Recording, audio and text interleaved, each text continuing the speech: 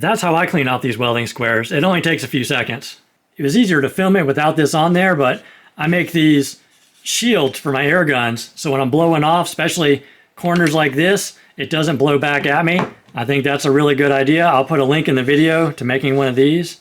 There are a lot of other magnets in the shop you can clean off this way too, like this magnetic pickup. Just sitting around, it just gets like that as well.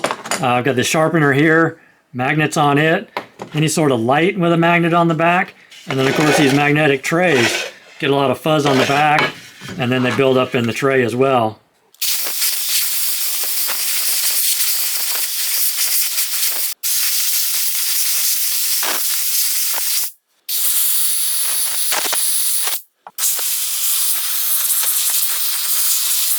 Usually if I wipe them off with anything, I'll just wipe them off with a towel and do it dry after the fact just to get any bit of dust off.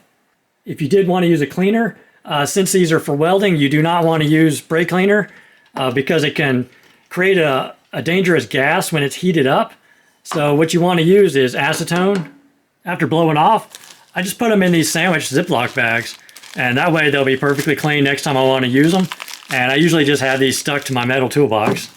Now, as far as the blowguns, I was using one like this. I like this style better because you can modulate the pressure. You don't need to use more pressure than is necessary. I tend not to use these because a lot of times they're just wide open and I don't like using that much pressure. I personally like this one. It's made by Vacula. I bought this one back in the 90s. They were made to last. The current version of this Vacula is this one here. It's CEJN 205. It's still Swiss made. You can tell if it's a good one if it has the brass insert. The ones you see on Amazon that are black that are labeled Vacula these days are not this model, and they do not have brass on the inside, so they probably won't last as long as this one has. When you're blowing off metal chips, it's a good idea. Wear safety glasses. I like wearing a N95, some sort of respirator. Definitely wearing a glove. If you like this video, please consider clicking the thumbs up and subscribing. It really helps the channel.